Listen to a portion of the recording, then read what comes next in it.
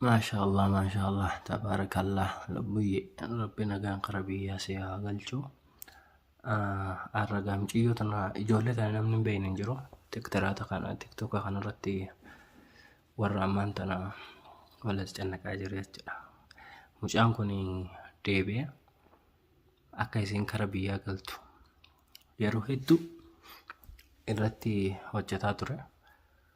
Kunoo ammaan tana egaa sun hunduu milkaa'ee fi kara biyyaa galaa jirti.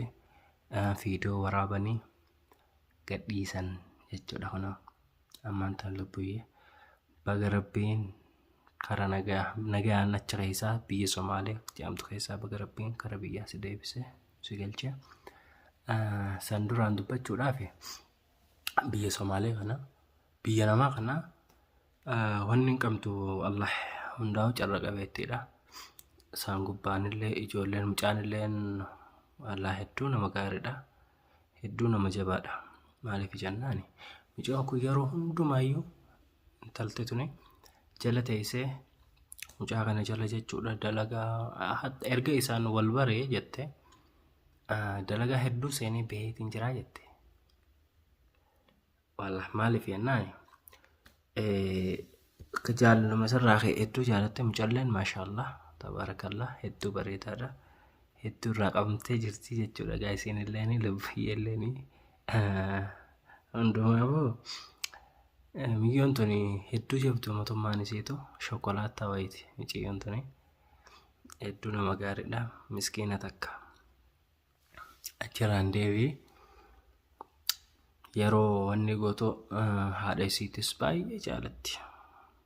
Wallahi yeroo isa haadha isiitiin hin kakattu wanni hin qabdu haadha harmeetii jettee yeroo baay'ee boossi garaa nama nyaatti. Wallahi hedduu garaa nama nyaatti. Maaliif jennaan wallahi hedduu waan barumsa namaa ta'u kun akkanatti gaafa bareeddee uffata bitattee borsaa bitattee maashaallah shaafataa jettee galuu deemte gaa'ee akkatti galtee kun kakkara biyyaa bum akkatti deemte gaafa bareeddee faayamtee waccoolee diriyalleen haaroo natti fakkaata. Fooxalleen haaroo kopheelleen haaroo hunda waa haaroo hunda bibbitattee akkasitti galte gaafa noo shiitanilleen haaroodha. Akkatti waan hundumaa haaroo godhattee galte kara biyyaa deemte kunoo makiinaa deemte makiinaa bira jirti. Biyya Somaalee dhukkee san keessaa baga rabbiin kara biyyaa asi qajeelchee fandishaallee hedduu galatoomii siin jenna wallahi maaliif jennaan ati nama jabaadha. Ilma dhiiraa jabaadha dhugaa dubbii dubbachuudhaaf. Isaan gubbaan deebii lubbuyyellee akka isiin galtu namni godhee namni kakaase atiidha jechuudha. Achirraan immoo deebii asiliin falleen goma 200 biyyatti gallaan siifin galchaa jechaa ni jira. Hundaafuu milkoofta gaa ijoollee warri biyya jirulleen ni simannaa jechaa ni jirti gaa yoo akka wardaa falleen yoo biyya alaa deemtellee gurbaan sin fidaa sin sibasaa yoo wanni ta'e biyyattis yoo galte dukkaana tokko banadhu gurguradhu jaani jira. Maaliif jennaan an akka mataa kiyyatti dhugaa dubbachuudhaaf warreen koomantii yaada keessan koomantii lanaa kaadha. An akka mataa kiyyatti mucayyoon tun hedduu TikTok kanarratti biisiidha. Wanni itti ari'amaa jirtu waa'ee wanni dhaatiif TikTok dhabuu hin dandeessu. TikTok kana jala deemti. Amma yoo galtee dukkaana kana banatte biizii taati jechuudha mashquula taati. Hundumarraa yeroo silkiitti qabattuu hin qabdu. Wallahi maaliif jennaan dukkaana namootni itti dhufaa live irra teessee akkana itti booyaan oolchu. Takkanaati gaa hundumaafuu inshaallah warralleen gaa ninsimadha waan barbaachisuunis biraniin dhaabbadhaattee guyyaa tokko mana isiidhaatte akkan jala seenetti argee mana banattee siyaasa jirtu argee wardalleen ijoolleen abdii ni beektanii isaanilleen TikTokaa innis TikTokaadha. Isaa innilleen akkana jee jechuudha. San gubbaan darbi immoo mucaan waraqaa fiisiifiin baasaa biyya kana amma biyya Araballee yoo deemte shabakaan biizii godha. Maaliif jenna shabakaan kan maadaamiidhaati. Dalagaan dalaytu ni ari'amti. San hundarraa an akka mataa kiyyatti dukkaana ja'an san bananii fi dukkaana san yoo hojjette irra natti tola. Wallahi maaliif jennaani hundumaaf oti sawwayyaa fi